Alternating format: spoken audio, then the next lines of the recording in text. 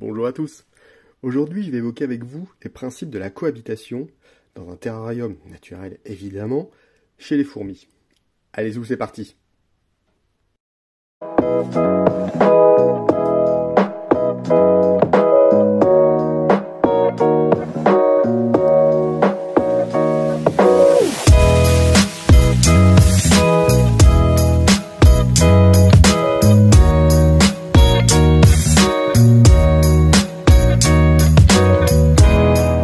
Depuis un peu plus d'un an et demi maintenant, il m'a été envoyé d'un ami de Guyane une petite espèce qui s'appelle une Strumigénis.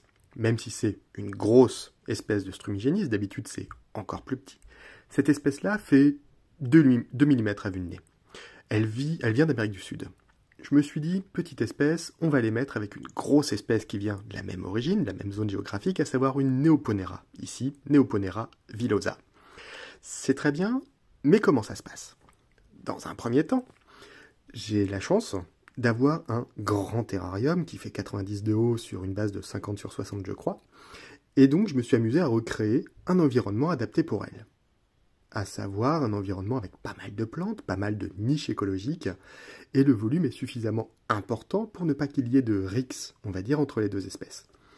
Partant de là, j'avais pas forcément, je suis plutôt spécialisé dans les grosses espèces, pas forcément de connaissance de comment allait vivre et où allait s'installer la Strumigénis. J'ai donc d'abord installé la Strumigénis, et après 6 mois, j'ai installé les Neoponera. Les Neoponera se sont directement installés au niveau du sol. Leur nid est dans le sol, et leur espace de chasse principal est dans le sol.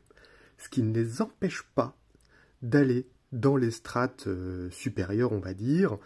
Elles vont se balader dans les branches et tout. Mais donc j'ai mis plein de micro-niches écologiques au niveau du sol. Des feuilles mortes, des bouts de bois, Linga thibaudiana qu'on voit ici, qui est d'ailleurs exploité par les deux espèces. À côté de ça, il y a aussi un espace qui est important en hauteur, avec pas mal de broméliacées, des petites orchidées aussi, parce que ça m'amuse, hein, c'est quand même il faut que ce soit joli, enfin, on commence à me connaître. Et les Strumigénis se sont installés sous cette broméliacée, au niveau des racines adventices. Racines adventices, ce ne sont pas des vraies racines, ce sont juste des racines qui servent de crampons, en fait, qui permettent à la broméliacée de s'installer. On voit le petit trou d'entrée. Je l'ai découvert très récemment, pour être tout à fait honnête en faisant la vidéo, que les Strumigénis se sont installés ici. En fait, elles ont exploité les matières organiques de la broméliacée. La cohabitation se passe très bien. Pour l'instant, en tout cas, je touche du bois. On voit, même quand je nourris, ça m'amuse assez régulièrement de mettre des insectes en hauteur pour voir les Neoponera, pour qu'elles s'amusent un petit peu. On voit régulièrement des Strumigénis, tels qu'on la voit là un petit peu sur la droite, rejoindre le nid, et les Neoponera, comme les Strumigénis, en ont, excusez-moi l'expression, rien à péter l'une de l'autre.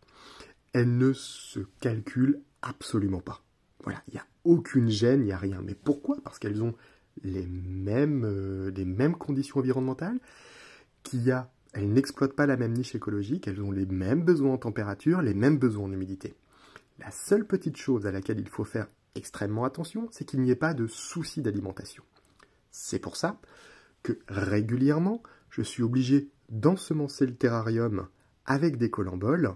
Et les colamboles, j'en ai toute une boîte à côté. Et donc, comment je fais pour ensemencer en colambole? C'est tout simple, hein. Là, j'ai un bout de carotte, on souffle dedans, et ça, je le fais à peu près toutes les semaines et demie. J'espère que la vidéo vous a plu. J'ai rien inventé. Je vous souhaite d'excellentes fêtes de fin d'année. Et je vous dis à très vite. Allez, ciao!